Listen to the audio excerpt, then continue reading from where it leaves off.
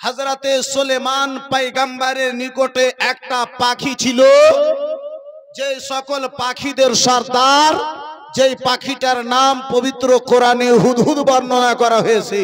মুফাসসিরিন কিরামগণেরা হুদহুদ বলেছে, ওই হুদহুদ পাখিকে আমার আল্লাহ এত শক্তি দান করেছিল, এত শক্তি দান করেছিল যে জমিনে বসে জমিনের 40 ফিট নিচে কি আছে ওই পাখিটা যেন বলতে পারতো। জোরে বলুন।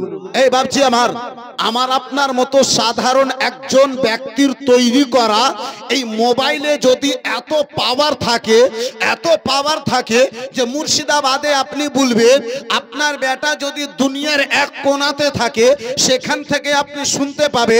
হে বেরাদার মুসলমান, এই মানুষের তৈরি করা জিনিসে যদি এত পাওয়ার থাকে, তাহলে আমার আল্লাহ আমার মুস্তাফার এই পাওয়ারটা বাড়াতে পারে না? একটু জোরে বলতে হবে, পারে না? बिरादर मुसलमान, खुदा जब दीन लेता है तो अक्ल छीन लेता है।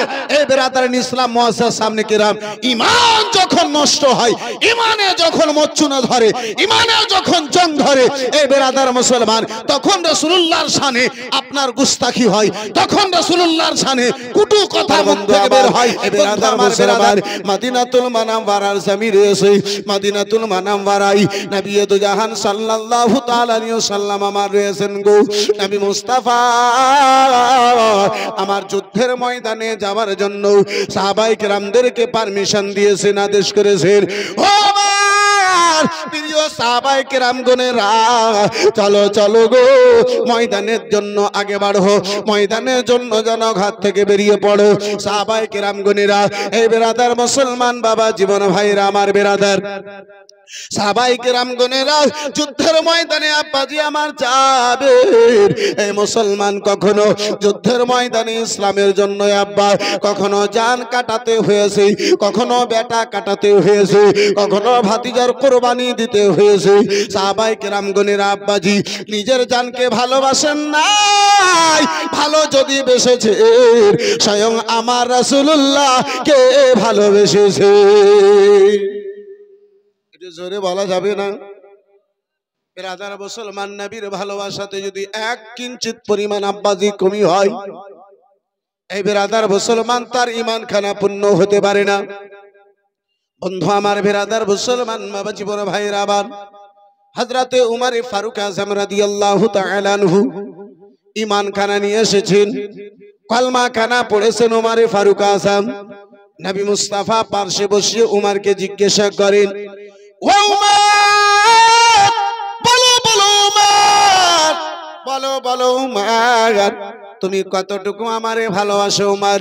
হযরত উমর ফারুক আযম বলেছিলেন, ইয়া রাসূলুল্লাহ, নবী গো, ইয়া হাবিবাল্লাহ, নবী গো, আমি জানো আপনারে মা বাবার পরে পরে আপনারে ভালোবাসি। সারা দুনিয়াতে সবচাইতে বেশি আমি মা বাবাকে ভালোবাসি, তারপরে পরে যেন আপনারে ভালোবাসি। নবী আমার বলেন, উমর, ওগো উমর গো, তোমার ঈমান এখন পূর্ণ হয় না। একটু চিল্লে বলুন। মা বাবার পরে পরে ইয়া রাসূলুল্লাহ আপনারে ভালোবাসি। নবী আমার বলেন, উমর, এখন তোমার ঈমান পূর্ণ হয় নাই। এই বিরাদার মুসলমান, আজকে আমরা সেই নবীকে কতটুকু ভালোবাসি আব্বাজি, সেই মুস্তাফাকে আমরা কতটুকু ভালোবাসি। আমি আলোচনা করতেছিলাম আব্বাজি আমার, ওই তুব্বাই আউয়াল বাদশাহ বিরাদার মুসলমান আপনার অসুস্থ হয়ে পড়েছে। এই বাবা জীবন ভাইরা, আবার এই বিরাদার ডাক্তার কবিরাজ গণেরা আপনার এলাজ আরম্ভ করে।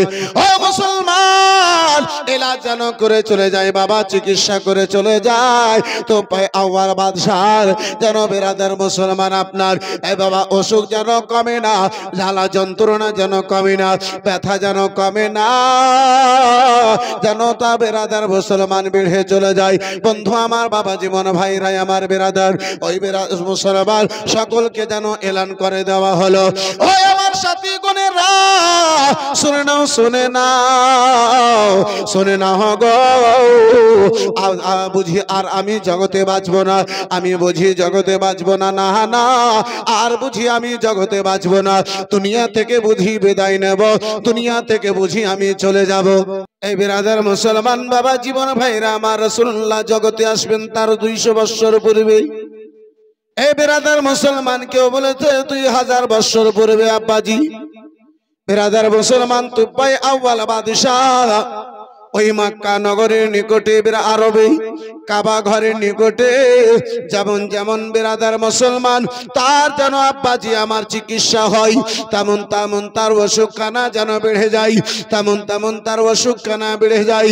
ওই তুব্বাই আউয়াল হয়রান পরিশান হয়ে গেল, নিরাশ হয়ে গেল। নিজের সাথী গণদেরকে তাদেরকে নিজের সঙ্গে নিয়েছিল আব্বাসান আমার বিরাদার মুসলমান, তাদেরকে নিজের নিকটে ডাকলো, বাবা যে আর আমি হয়তো দুনিয়ায় বাঁচব না, এবারে আমি দুনিয়া থেকে বিদায় নিয়ে নেব। ও আমার সাথী গণেরা, আর আমি দুনিয়ায় বাঁচব না, এই আরব দেশে আমি দুনিয়া ছেড়ে দেব।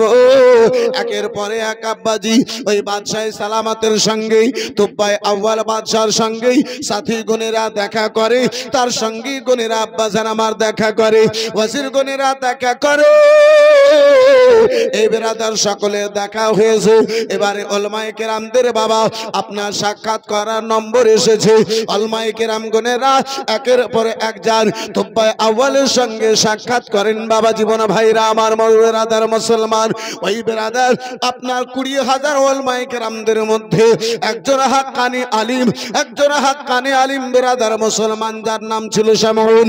ওই শামউন তুব্বাই আউয়ালের চেহারা খানা দেখেছে, বলে ওগো বাদশাহ সালামত, এই মুসলমান বাপজি আমার, হাক্কানি আলিমদের সম্মান এত, মর্যাদা এত, কোন হাক্কানি আলিম যদি কোন কবরস্থানের পার্শ্ব দিয়ে চলে যায়, এই বিরাদার মুসলমান আল্লাহ রাব্বুল আলামিন সেই কবরবাসীদের 40 দিনের জন্য আপনার আযাবকে তুলে না। ওই বাদশা তুব্বাই আউয়াল বলে, মাওলানা দুনিয়া থেকে হয়তো আমি বিদায় নেব, জানি না দুনিয়া হয়তো হয় দুনিয়া থেকে হয়তো আমি বিদায় নিয়ে নেব। শেষ মুহূর্তে আপনি আমারে কোন এমন কথা বলবেন, এই মুহূর্তে আপনি কোন এমন কথা বলবেন, আপনার যাহা ইচ্ছা হয় তাই বলুন। বলে বাদশাহ সালামত, এই ঘরের মধ্যে লোকজন রয়েছে, তাদের সামনে আমি যেন বলবো না, তাদের সামনে আমি যেন বলবো না। বলে ওগো কখন বলবে? বলে ঘরখানা খালি করা হবে, আপনি হবেন আমি হব, আমাদের দুইজনের মধ্যে এই আলোচনা খানা হবে, এই কথাবার্তা খানা হবে, এই কথা খানা হবে। বাদশাহ সালামতের যেন আব্বাজি আদেশ হলো, ঘরখানা তোমরা খালি করে দাও, জায়গা খানা তোমরা ফাঁকা করে দাও। সবাই আব্বাজি আমার বাদশার নিকট থেকে দূরে গেল। মাওলানা শামউন বলে, ওগো বাদশাহ সালামত, সরে নাও সরে নাও, আপনার চেহারা দেখে যেটা মনে হয় আপনার মধ্যে যে অসুখখানা রয়েছে এটা দুনিয়ার কোনো অসুখ নয়, এটা হয়তো আল্লাহর আযাব দেখে মনে হয়। আপনাকে দেখে মনে হচ্ছে আপনার মধ্যে কোনো অসুখ নাই, এটা আল্লাহর আযাব, এটা জমিনি কোনো অসুখ নাই, আকাশী অসুখ, আসমানি বালা আছে, আসমানি মুসিবত আছে। তুব্বাই আউয়াল বলে, ওগো মাওলানা শামউন, এটা আবার কেমন তুমি আমারে কথা বলতেছ বলো? বলে বাদশাহ আপনাকে দেখে যতটুকু আমি বুঝতে পারি আমার মনে হয় বিরাদার মুসলমান যিনারা আল্লাহর ওলি আব্বাসী আমার বিরাদার চেহারা দেখে তারা নিজে আপনার অন্তরের পর্যন্ত খবর বলে দিতে পারে। একটু জোরে বলা যাবে না বাবা? যারা আল্লাহর ওলি তারা মানুষের চেহারা দেখে অন্তরের খবর বলে দেয়। এই মুসলমান আল্লাহর ওলি তো দূরের কথা, হযরতে সুলেমান পয়গম্বরের নিকটে একটা পাখি ছিল, যে সকল পাখিদের সর্দার, যেই পাখিটার নাম পবিত্র কোরআনে হুদহুদ বর্ণনা করা হয়েছে।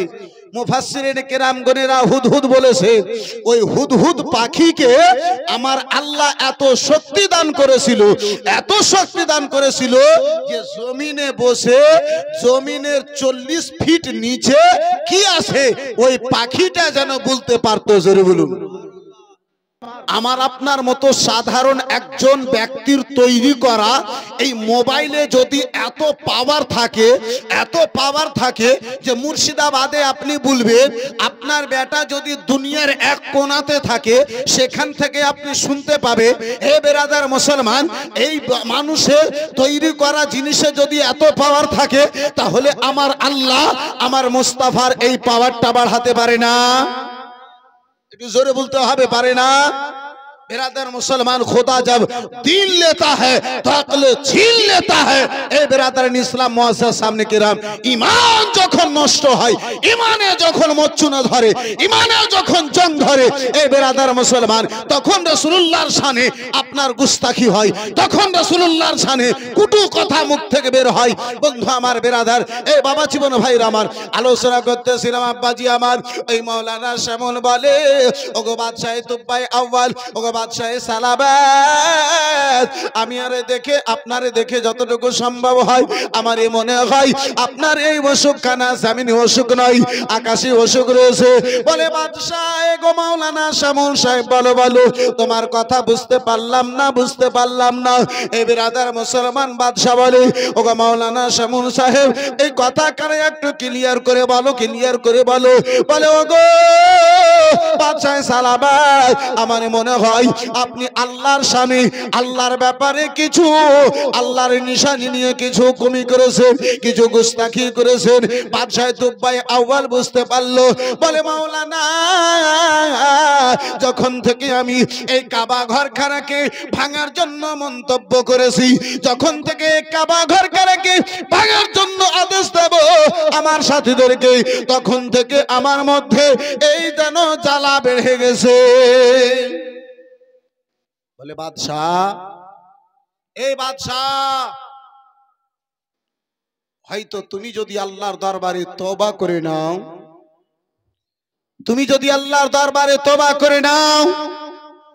আল্লাহ দয়ালু তোমারে ক্ষমা করে দিতে পারে। চিল্লে বলুন সুবহানাল্লাহ।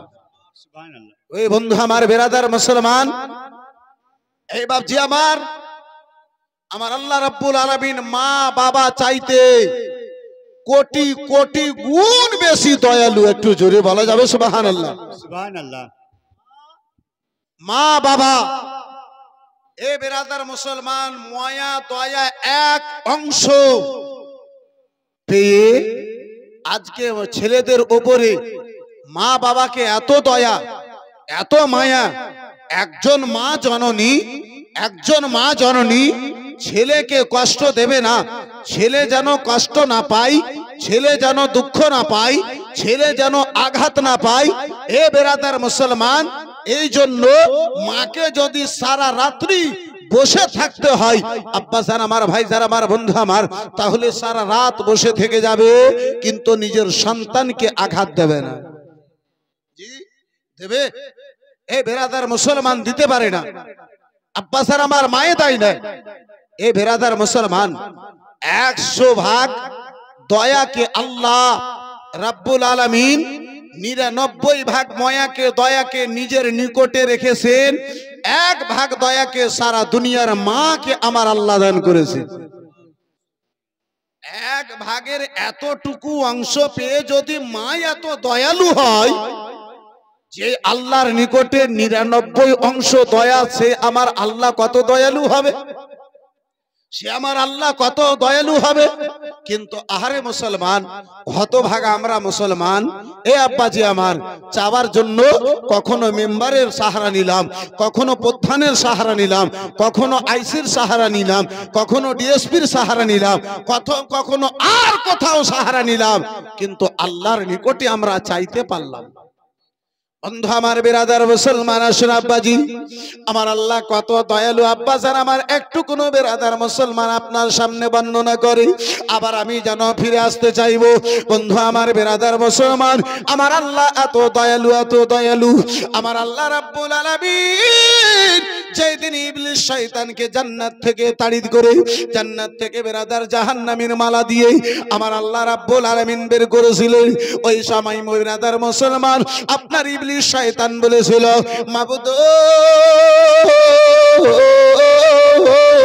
হে রব্বে কায়নাত, হে পাক পরওয়ারদিগারে আলম মাওলা, আমি তোমার বান্দাগি করেছি, আল্লাহ যে আদেশ করেছো সেই আদেশের উপরে আমল করেছি। হে মাওলা, তোমার সেই কাজখানা করেছি।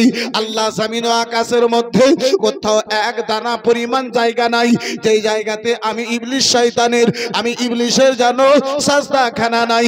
মাওলা,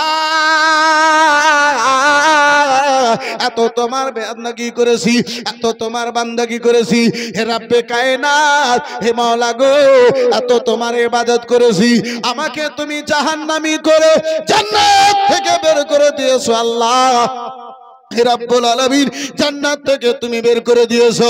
মাওলা গো, হে রব্বে কায়নাত, পাক পরওয়ারদিগারে আলম, তুমি আমাকে জাহান্নামী করে দিয়েছো। মাওলা, যাওয়ার পথে একটা আবদার কি আমার তোমার নিকটে পূর্ণ হবে না? ইবলিস শয়তান আমার আল্লাহ রাব্বুল আলামিনের নিকটে ফরিয়াদ করে, আরজ রাখেন মাবুদ, আমার একটা ফরিয়াদ কবুল হবে না, আমার একটা ইলতিজা তোমার নিকটে কবুল হবে না। বলে ইবলিস, বলো বলো কি কথা বলো? বলে মাওলা, আমি জাহান্নামী হয়ে গেছি, আমি জাহান্নামে চলে যাব। হে রব্বে কায়নাত, আমার জান্নাত থেকে বের করা দেওয়া হয়েছে, আমি জাহান্নামের মালা আমারে দেওয়া হয়েছে, আমি জাহান্নামী হয়ে যাব, আমি চলে যাব। মাওলা, শেষ মুহূর্ত তোমার নিকটে একটা যেন কথা বলতে চাই। হে রব্বে কায়নাত, আমার ছোট্ট একটা আবদার হলো মাওলা, আমি একটু পারমিশন চাই, একটু কোন শক্তি চাই। হে মাওলা গো, অল্প সময়ের মধ্যে, মুহূর্তের মধ্যে যত জায়গা, যত দূর পর্যন্ত আমি যেতে চাইবো মাওলা, আমি যেন যেতে পারি, এইটুকু শক্তি তোমার নিকটে আমি চাই।